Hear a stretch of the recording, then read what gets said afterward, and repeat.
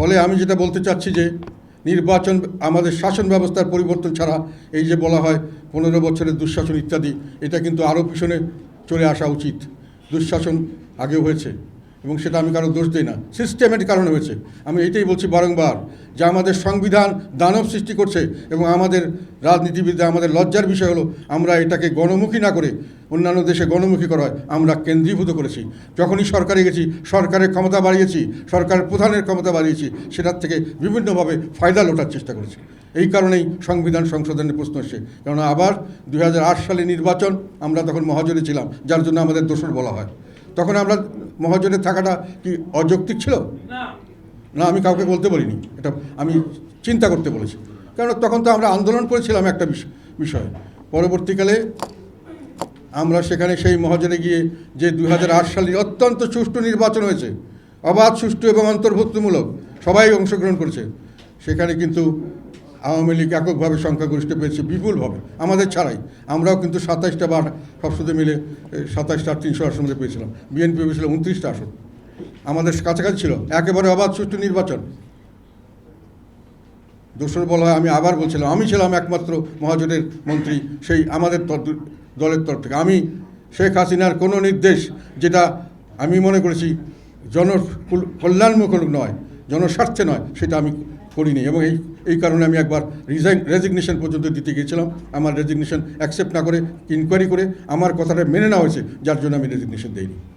সেই জায়গায় বলছি, আমরা কোনো সময় অবৈধ কোনো কাজে কোনো সরকারের সঙ্গে থাকার সময়ও আমরা তাকে সমর্থন করি নাই। তো এরপরে সেই সরকার, সেটাও ছিল সম্পূর্ণ নির্বাচিত সরকার, অবৈধ সরকার নয়, নির্বাচিত শুধু নয়, এথিক্যালি এবং আইনগতভাবেও এটা একটা সঠিক সরকার ছিল। কিন্তু তারপরে তারা যেটা করেছে সেটা হয়তো ভালো করেনি বা ভালো করছে, সেটা আমি যেটা বললাম, সংবিধান থাকাতে তারা সংবিধানকে সংশোধন করে তত্ত্বাবধায়ক সরকার ব্যবস্থা উঠিয়ে দিয়েছে। পরবর্তীকালে অনেক কিছু বেসিক রাইটস কার্টেল করা হয়েছে, অনেকখানি জনগণের অনেক কিছুতে সংবিধানের 1/3 পর্যন্ত 15th অ্যামেন্ডমেন্ট করে তাকে কোনো সময় পরিবর্তন করা যাবে না, এই ব্যবস্থা করা হয়েছে, যেগুলি যুক্তিসঙ্গত কিছু নয়। ফলে যেখানে প্রশ্ন আসলো, সেই কারণেই প্রশ্ন এসেছে যে আমরা শুধু একটি সুষ্ঠু নির্বাচন নিয়েই সন্তুষ্ট থাকলে চলবে না, আমাদের একটি সাংগঠনিক কাঠামো, আমাদের একটি সাংবিধানিক কাঠামোতে একটি সংস্কার করতে হবে, যার মাধ্যমে আমাদের গভর্নিং সিস্টেম, শাসন পদ্ধতিতে কিছু পরিবর্তন হয়। সেই প্রেক্ষিতেই আমরা এই প্রস্তাবগুলো দিচ্ছি।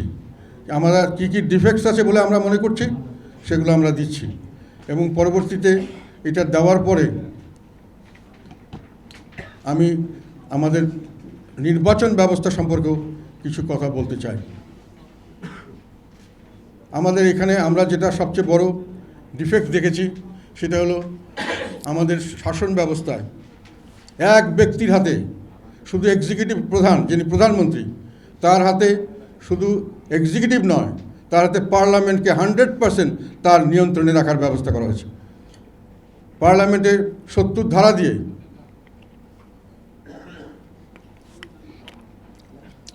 ধারা দিয়ে দলীয় নেতাদের অন্য কোনোভাবেই দলের সমর্থনের বাইরে, দলেরকে সমর্থন ছাড়া অন্য কোনোভাবে ভোট দেওয়ার কোনো অধিকার দেওয়া হয় নাই।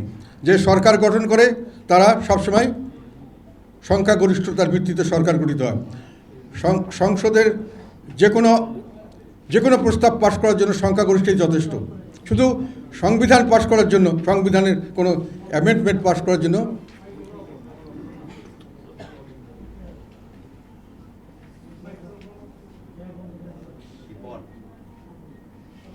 সংবিধানের কোনো কিছু পাশ করার জন্য 2/3 মেজরিটি লাগে। আমাদের এই দুটো নির্বাচনের কথা বললাম, 8ম এবং 9ম সংশোধন, এই সংবিধান, এখানে কিন্তু 2/3 মেজরিটি ছিল। খালি 2/3 মেজরিটি থাকলে একটি সরকারের পার্লামেন্টের যে কোনো প্রস্তাব যে কোনো সময় এবং সংবিধানের যে কোনো প্রস্তাব যে কোনো সময় পাশ করিয়ে নেওয়া সম্ভব। তাহলে পার্লামেন্ট কি হলো? পার্লামেন্ট একটা রাবার স্ট্যাম্প পার্লামেন্ট। প্রধানমন্ত্রী যেটা ইচ্ছা করবে সেটাই পার্লামেন্টে আসবে এবং সেটাই পাশ করবে।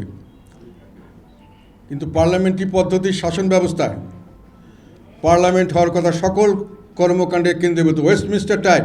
এটাকে কেন আমরা গ্রহণ করেছিলাম? যেহেতু এটা পৃথিবীতে বলা হয় সবচেয়ে ভালো ডেমোক্রেটিক সিস্টেম, এবং এই সিস্টেমটাতে গণতন্ত্র যতভাবে চর্চা করা যায় অন্য কোনো সিস্টেমে গণতন্ত্র সেভাবে চর্চা করা যায় না। কাজেই এখানে উইনস্টন চার্চিল একবার ব্রিটিশের পার্লামেন্ট সম্পর্কে বলেছিলেন যে এই পার্লামেন্টে শুধু মহিলাকে পুরুষ এবং পুরুষকে মহিলা ছাড়া সব কিছু করা যায়, কিন্তু আমরা কি করেছি, পার্লামেন্টে কিছুই করা যায় না। কেন করেছি? যে আমরা মনে করেছি যে পার্লামেন্টে যদি আমরা বেশি ছাড় দেই তাহলে সরকারের স্থায়িত্ব থাকে না। যে কোনো সময় ব্রিটিশ পার্লামেন্টের মতো সরকারি দলের লোকরাই তার বিরুদ্ধে ভোট দিয়ে কোনো বিল পাস করতে দেবে না। আবার নো কনফিডেন্স আনলে সরকারি দলই লোকরাই তাকে নো কনফিডেন্সে ফেল করে দিতে পারে যে কোনো সময়। তো সরকারের স্থায়িত্ব থাকে না, সরকারের কোনো কর্মকাণ্ডের স্বাধীনতা থাকে না। ফলে আমাদের সিস্টেম করা হচ্ছে এরকমভাবে যে আমরা সরকারকে নির্বিঘ্নে চালাতে দেব, কিন্তু এটা করতে গিয়ে পার্লামেন্টারি সিস্টেমের যেটা মূল স্পিরিট, যে পার্মানেন্ট সকল কাণ্ডের কেন্দ্রবিন্দু হবে, সেটাকে আমরা ধ্বংস করে দিয়েছি।